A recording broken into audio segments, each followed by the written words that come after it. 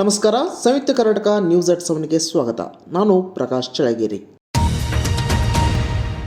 ಪ್ರಧಾನಿ ನರೇಂದ್ರ ಮೋದಿ ಅವರು ಹೇಳಿದ ಸುಳ್ಳಿಗೆ ಪ್ರತಿಯಾಗಿ ನಾನು ಹಾಕಿದ ಸವಾಲನ್ನು ಸ್ವೀಕರಿಸುವ ಧೈರ್ಯ ತೋರಿಸಲಿಲ್ಲ ಎಂದು ಮುಖ್ಯಮಂತ್ರಿ ಸಿದ್ದರಾಮಯ್ಯ ವ್ಯಂಗ್ಯವಾಡಿದರು.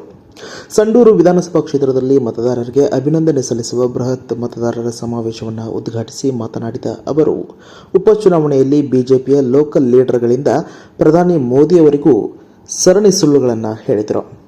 ನೀವು ಆರೋಪ ಸಾಬೀತುಪಡಿಸಿ ನಾನು ರಾಜಕೀಯ ನಿವೃತ್ತಿ ತೆಗೆದುಕೊಳ್ಳುತ್ತೇನೆ ಎಂದು ಮೋದಿಯವರಿಗೆ ಸವಾಲು ಹಾಕಿದ್ದೆ. ಅವರು ಸವಾಲು ಸ್ವೀಕರಿಸುವ ಧೈರ್ಯ ತೋರಿಸಲಿಲ್ಲ ಎಂದರು.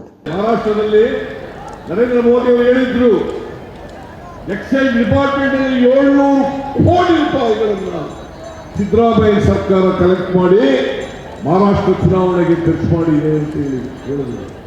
ನಾನು ಹೇಳಿದೆ, ನರೇಂದ್ರ ಮೋದಿ ಅವರೇ, ನೀವು ಈ ದೇಶದ ಪ್ರಧಾನಮಂತ್ರಿಗಳು, ನೀವು ಸುಳ್ಳು ಹೇಳಬಾರದು.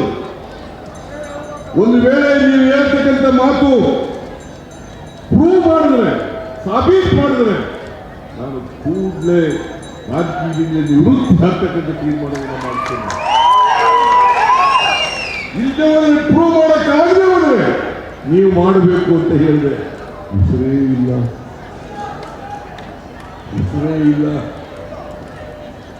ಹೇಗೆ ಸುಳ್ಳನ್ನ ಸತ್ಯ ಮಾಡಲಿಕ್ಕೆ ಹೊರಟಿದ್ದಾರೆ, ಅಪಪ್ರಚಾರವನ್ನು ಮಾಡ್ತಾರೆ. ನರೇಂದ್ರ ಮೋದಿ ಪ್ರಧಾನಮಂತ್ರಿಯಿಂದ ಇಲ್ಲೂ ಕರ್ನಾಟಕದಲ್ಲಿರ್ತಕ್ಕಂಥ ಬಿಜೆಪಿಯವರು ಸುಳ್ಳು ಅಪಪ್ರಚಾರವನ್ನು ಮಾಡ್ತಕ್ಕಂಥದ್ದು ಇಲ್ಲೂ ಕೂಡ ಮಾಡಿದ್ರು. ಹೊಸ ತುಕಾರಾಮ್ ಮೇಲೆ ಕೂಡ ಮಾಡಿದ್ರು. ಯಾವುದು ಸತ್ಯವಲ್ಲ. ರಾಜ್ಯ ಸರ್ಕಾರ ಆರ್ಥಿಕ ಭೌತಿಕವಾಗಿ ದಿವಾಳಿಯಾಗಿದೆ. ಸರ್ಕಾರದ ಬೊಕ್ಕಸ ಬರಿದಾಗಿದೆ. ಗುಣಮಟ್ಟದ ಔಷಧಿ ಖರೀದಿ ಮಾಡಲು ದುಡ್ಡಿಲ್ಲ. ಕಳಪೆ ಔಷಧಿ ಪೂರೈಕೆ ಕಂಪನಿಗಳಿಂದ ಖರೀದಿಸುತ್ತಿದೆ ಎಂದು ಕೇಂದ್ರ ಸಚಿವ ಪ್ರಹ್ಲಾದ್ ಜೋಶಿ ಗಂಭೀರ ಆರೋಪ ಮಾಡಿದರು. ಹುಬ್ಬಳ್ಳಿಯಲ್ಲಿ ಮಾಧ್ಯಮದವರೊಂದಿಗೆ ಮಾತನಾಡಿ, ಸರ್ಕಾರಿ ಆಸ್ಪತ್ರೆಗಳಲ್ಲಿ ಔಷಧಿಯೇ ಲಭ್ಯವಿಲ್ಲ. ವೈದ್ಯರು ಹೊರಗಡೆ ತರಲು ಚೀಟಿ ಬರೆದು ಕೊಡುತ್ತಿದ್ದಾರೆ. ರಾಜ್ಯವನ್ನು ಇಂಥ ಅವಸ್ಥೆಗೆ ತಂದಿಟ್ಟಿದೆ ಈ ಸರ್ಕಾರ ಎಂದು ಆಕ್ರೋಶ ವ್ಯಕ್ತಪಡಿಸಿದರು. ರಿಂಗಲ್ ಲ್ಯಾಕ್ಟಲ್ ಔಷಧ ನೀಡಿಕೆಯಿಂದ ಮೃತಪಟ್ಟ 5 ಬಾಣಂತಿಯರ ಕುಟುಂಬಸ್ಥರಿಗೆ ಈ ಹಿಂದೆ ಘೋಷಣೆ ಮಾಡಿದ್ದ 2 ಲಕ್ಷ ರೂಪಾಯಿ ಬದಲಿಗೆ 5 ಲಕ್ಷ ರೂಪಾಯಿ ಪರಿಹಾರ ನೀಡಲಾಗುವುದು ಎಂದು ಮುಖ್ಯಮಂತ್ರಿ ಸಿದ್ದರಾಮಯ್ಯ ಘೋಷಿಸಿದರು. ಸಂಡೂರಿನಲ್ಲಿ ಮಾತನಾಡಿದ ಅವರು, ಬಳ್ಳಾರಿಯಲ್ಲಿ ಸಾವನ್ನಪ್ಪಿದ ಎಲ್ಲ ಬಾಣಂತಿಯರು ಬಡವರಿದ್ದಾರೆ. ಅವರ ಕುಟುಂಬಸ್ಥರ ಒಳಿತಿಗಾಗಿ ಪರಿಹಾರವನ್ನು ಹೆಚ್ಚಿಸಲಾಗಿದೆ. ಈ ಮೂಲಕ ನಮ್ಮ ಸರ್ಕಾರ ಬಡವರ ಪರ, ಮಹಿಳೆಯರ ಪರ ಎನ್ನುವುದು ಮತ್ತೆ ಸಾಬೀತಾಗಿದೆ ಎಂದರು. ಕಳಪೆ ಔಷಧ ಕೊಟ್ಟದ್ರಿಂದ ಸಾವನ್ನಪ್ಪಿದ್ದಾರೆ ಅಂತೇಳಿ ಮೇಲ್ನೋಟಕ್ಕೆ ಗೊತ್ತಾಗ್ತಾ ಇದೆ. ಅದಕ್ಕೆ ನಾನು 2 ಲಕ್ಷ ರೂಪಾಯಿಗಳನ್ನು ಕೊಡ್ತೇನೆ ಅಂತೇಳಿ ಸತ್ತವರ ಕುಟುಂಬಗಳಿಗೆ 2 ಲಕ್ಷ ರೂಪಾಯಿ ಕೊಡ್ತೇನೆ ಅಂತ ಹೇಳಿದೆ. ನಾನು ಇವತ್ತು ಹೇಳ್ತಾ ಇದ್ದೀನಿ, ಇನ್ನೂ ಹೆಚ್ಚು ಬೇಕು ಅಂತೇಳಿ ಅವರ ವಾರಸುದಾರರು ಕೇಳ್ತಾ ಇರೋದ್ರಿಂದ 5 ಲಕ್ಷ ರೂಪಾಯಿಗಳನ್ನ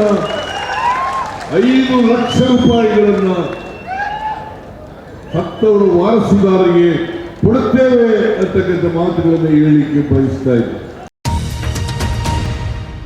2013-18ರ ಅವಧಿಯಲ್ಲಿ ತೆರಿಗೆ ಸಂಗ್ರಹದಲ್ಲಿ ಮುಂಚೂಣಿಯಲ್ಲಿದ್ದ ಕರ್ನಾಟಕ ರಾಜ್ಯ ಈಗ ಜಿಡಿಪಿ ಪ್ರಗತಿಯಲ್ಲಿ ದೇಶದಲ್ಲೇ ಮೊದಲ ಸ್ಥಾನದಲ್ಲಿದೆ. ಕೇಂದ್ರ ಸರ್ಕಾರದ ಆಯವ್ಯಯದ ವರದಿಯಲ್ಲಿ ದೇಶದಲ್ಲಿ ಜಿಡಿಪಿ ಬೆಳವಣಿಗೆ %8.2 ಇದ್ದರೆ ಕರ್ನಾಟಕದಲ್ಲಿ %10 ಬೆಳವಣಿಗೆ ಇದೆ ಎಂದು ಕಾರ್ಮಿಕ ಸಚಿವ ಸಂತೋಷ್ ಲಾಡ್ ವಿವರಿಸಿದರು. ಸಂಡೂರಿನಲ್ಲಿ ಹಮ್ಮಿಕೊಳ್ಳಲಾಗಿದ್ದ ಮತದಾರರ ಕೃತಜ್ಞತಾ ಸಮಾವೇಶದಲ್ಲಿ ಮಾತನಾಡಿದ ಅವರು, ಈ ಬೆಳವಣಿಗೆಗೆ ನಮ್ಮ ಕಾರ್ಯಕ್ರಮಗಳು ಕಾರಣ. ಜಿಡಿಪಿ ಬೆಳವಣಿಗೆ ಸುಮಾರು %51 ಇದೆ. ಇದನ್ನು ಸಾಧಿಸಲು ನಮ್ಮ ಸರ್ಕಾರದ ಕಾರ್ಯಕ್ರಮಗಳು ಕಾರಣ ಎಂದರು. ಕನ್ನಡ 50 ವರ್ಷದ ಇತಿಹಾಸವನ್ನು ನಾವು ತೆಗೆದು ನೋಡಿದ್ರೆ ಜಿಡಿಪಿ ಗ್ರೋತ್ ಸುಮಾರು ನಾವು 51% ಜಿಡಿಪಿ ಗ್ರೋತ್ ಇದೆ. ಯಾಕೆ ಇದನ್ನ ಒತ್ತು ಹೇಳ್ತಾ ಇದೀವಿ ಅಂತಂದ್ರೆ, ಈ ಜಿಡಿಪಿ ಗ್ರೋತ್ ಬರಬೇಕಾಗಿದ್ರೆ ನಮ್ಮ ಸರ್ಕಾರ ಮಾಡಿರ್ತಕ್ಕಂಥ ಕಾರ್ಯಕ್ರಮಗಳು 2013-18 ನಮ್ದು ಟ್ಯಾಕ್ಸ್ ರೆವೆನ್ಯೂ ಜನರೇಟಿಂಗ್ ಆಗ್ತಕ್ಕಂಥ ಟ್ಯಾಕ್ಸ್ ನಲ್ಲಿ ನಾವು ಜಾಸ್ತಿ ಇದೀವಿ. ಟ್ಯಾಕ್ಸ್ ರೆವೆನ್ಯೂ ಕಲೆಕ್ಷನ್ ಅಲ್ಲಿ ಕೂಡ ನಾವು ಜಾಸ್ತಿ ಇದೀವಿ. ಸೋಷಿಯಲ್ ವೆಲ್ಫೇರ್ ಸ್ಕೀಮ್ ನಾವು ಸ್ಪೆಂಡಿಂಗ್ ನಲ್ಲಿ ಕೂಡ ಜಾಸ್ತಿ ಇದೀವಿ. ಅದ್ರ ಜೊತೆಗೆ ಮೊನ್ನೆ ಬಂದಿರತಕ್ಕಂಥ ನಮ್ಮ ಸರ್ಕಾರದಲ್ಲಿ ಈ 5 ಕಾರ್ಯಕ್ರಮಗಳು ನಾವು ಏನು ಮಾಡಿದೀವಿ, ಬಡವರಿಗೆ ಸುಮಾರು ಈ 5 ಕಾರ್ಯಕ್ರಮ ಮುಖಾಂತರ 60,000 ಕೋಟಿಯನ್ನು ಖರ್ಚು ಮಾಡ್ತಾ ಇದ್ದೀವಿ. ಕಾಂಗ್ರೆಸ್ನ 138, ಹರಪನಹಳ್ಳಿ, ಪಾಂಡವಪುರದ 2 ಶಾಸಕರು ಸೇರಿ ಒಟ್ಟು 140 ಸ್ಥಾನಗಳು ಇವೆ. ಬಿಜೆಪಿಯ ಕೆಲ ಶಾಸಕರ ಬೆಂಬಲವೂ ಇದೆ.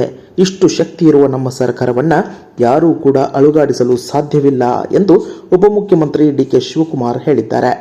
ಸಂಡೂರಿನಲ್ಲಿ ನಡೆದ ಕಾರ್ಯಕ್ರಮದಲ್ಲಿ ಮಾತನಾಡಿದ ಅವರು, ಬಿಜೆಪಿಯವರು ಜೆಡಿಎಸ್ನ ದೇವೇಗೌಡ, ಎಚ್.ಡಿ. ಕುಮಾರಸ್ವಾಮಿ ನಮ್ಮ ಸರ್ಕಾರವನ್ನ ಕಿತ್ತು ಹಾಕುತ್ತೇವೆ ಎಂದು ಹೇಳುತ್ತಿದ್ದಾರೆ. ಇಷ್ಟೊಂದು ಬಲಶಾಲಿಯಾಗಿರುವ ಸರ್ಕಾರವನ್ನ ಅಸ್ಥಿರಗೊಳಿಸಲು ಸಾಧ್ಯವೇ ಎಂದು ಪ್ರಶ್ನಿಸಿದರು.